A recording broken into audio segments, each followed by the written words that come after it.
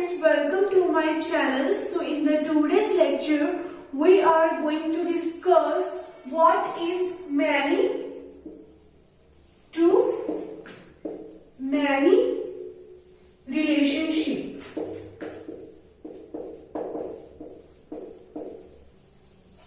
So till now we have discussed one-to-one and one-to-many relationship. So in this video we will be discussing many-to-many relationship. Okay. So if we have two tables, table 1 and table 2. Let's suppose first table is student and second table is courses.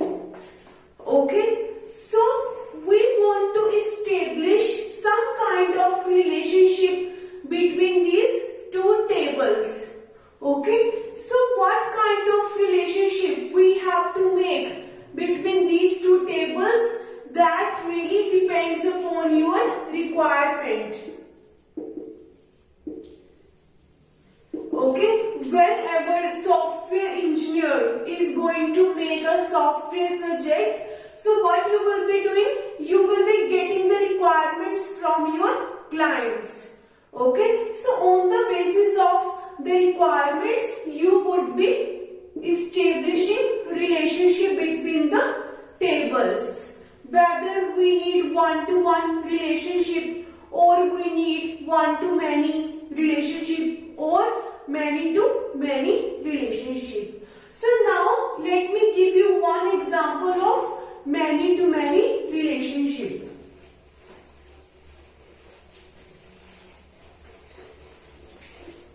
So we have one entity as a student.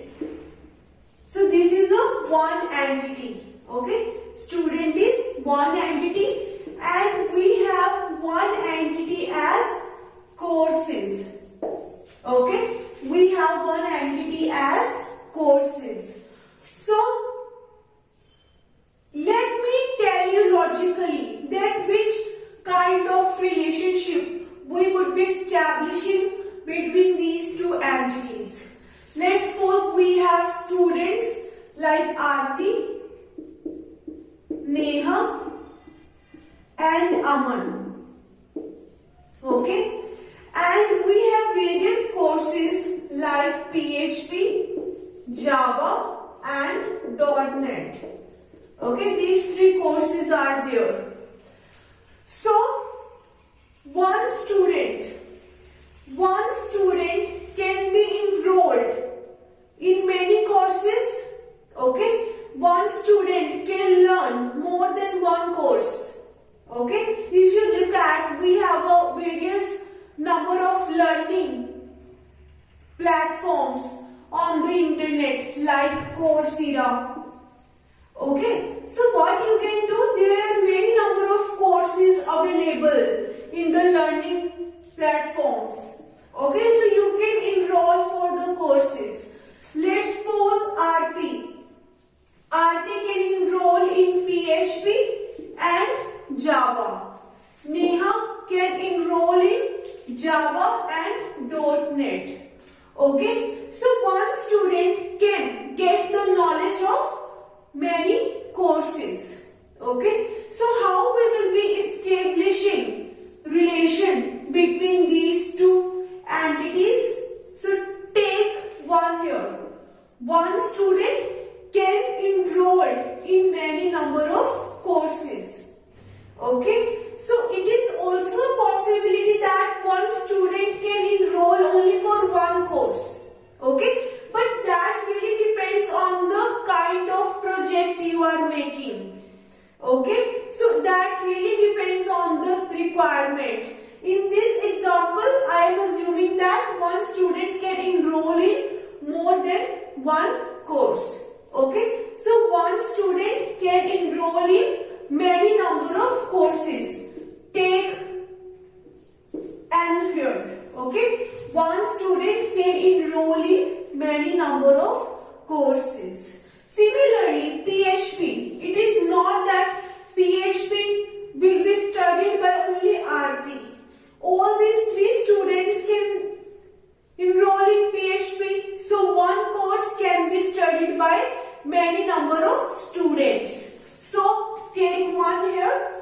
one course can be studied by many number of students. Okay, one student can enroll in many courses and one particular course can be studied by many number of students. Okay, this way we are going to make the relationship between the two entities. Okay, so now let me tell you whether these are the strong entities or these are the weak entities.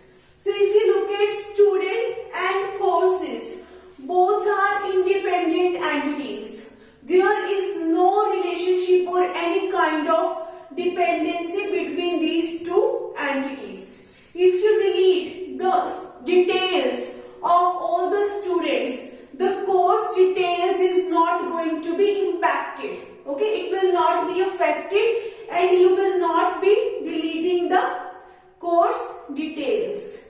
So similarly, if you look from the course side, if you delete the course details, okay, your student detail is not going to be deleted. Student will still exist. Okay, so we have a strong entity. Both are the strong entities.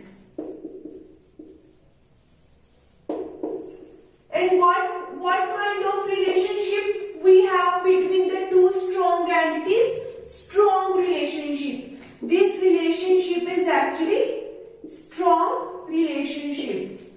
Okay? And what kind of attributes we have in these two entities? So attributes are nothing but the properties of the entity. So student has student ID, student has name, okay, and student has mobile number, okay, and course has course ID and it has course name. Okay, so these two attributes are present in the course entity. Now what I am going to do, let me convert these entities into the table so that you can understand it better. Okay, so firstly I am going to make the student table. Okay, so this is the student table. In the next videos, I will tell you that how to convert ER diagram into relational model. Now I am just making table, okay, corresponding to entities so that you can understand relationships better. Okay, so we have a student table, we have student ID, we have name, and we have mobile number. Okay, so these three attributes are present in student. In courses, what are the various attributes we have? We have course ID and we have course name. Okay, so let's suppose I have three students, Aarti, Aman and Neha.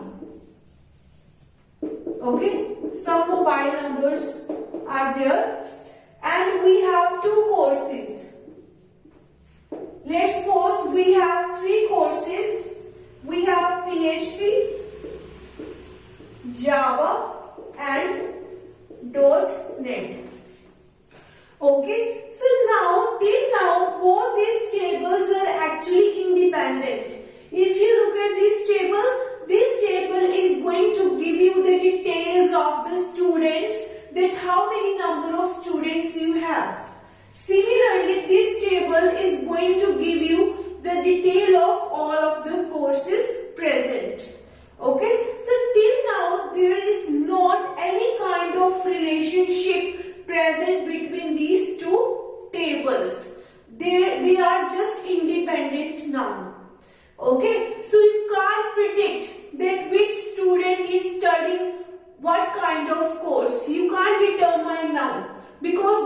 not any kind of relationship.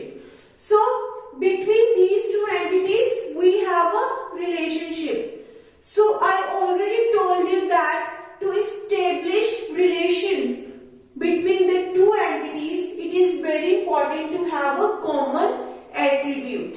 Okay, and this is the primary key of this table. This course ID is the key attribute of this table. Okay, so what I am going to do, one attribute should be common in both the tables if you have to establish relationship between the two tables. So I am taking this student ID. Okay, this student ID as the common attribute. Okay, so let's suppose this PHP course is studied by ID number 1 and 2. Aarti and Aman. This ID 1 and 2 is studying PHP. So PHP is studied by Aarti and Aman. And Java is studied by ID number 2 and 3. Aman and Neha. Okay. .NET is studied by ID number 1 and 3. Aarti and Neha. Okay, so this way we can determine that which student is studying what kind of course. With this common attribute, you can determine the relationship between the two tables. So, if you look at ID 1 and 2, now you will look at these tables. 1 and 2 ID, Aarti and Aman. They are studying PHP. Okay, now we try to determine the relationship between these two tables. If you look from the student side, ID1 is studying what kind of courses? ID1 is studying PHP as well as .NET. One ID is here and one ID is here. So Aarti is studying PHP and .NET. Similarly, Aman is studying PHP as well as Java. And Neha is studying Java and .NET. If you look from the student side, one student is enrolled in many number of courses. So Aarti is studying more than one course. Aarti is studying PHP as well as .NET. So one record of the student table is related to many records of the course table. Okay, one record of the student is related to many records of the course table. Okay, so from this side we can determine that one student is studying many number of courses. Okay, so now check from the course side. Okay, one course is studied by many number of students. If you look at this PHP, this is one course and more than one student is studying this course. This course is studied by ID number 1 and 2, Aarti and Aman. Okay, so from this side we can also determine that one course is studied by many number of students. Okay, so it is actually a many to many relationship. We check from the both sides. One student can study many number of courses and one course is studied by many number of students. So it is actually over many to many relationship. Okay, so now let's find the cardinality ratio. Let's determine the cardinality ratio. So cardinality ratio means the maximum number of relationships in which your one record can participate. If you look at this first record, it is related to two records.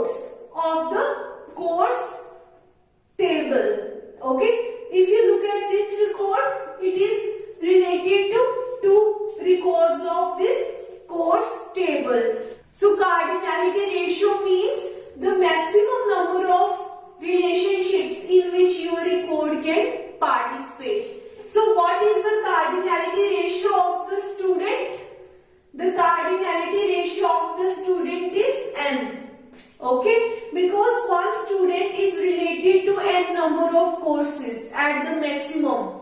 And can be anything. You can't predict it. Okay, and value can be anything.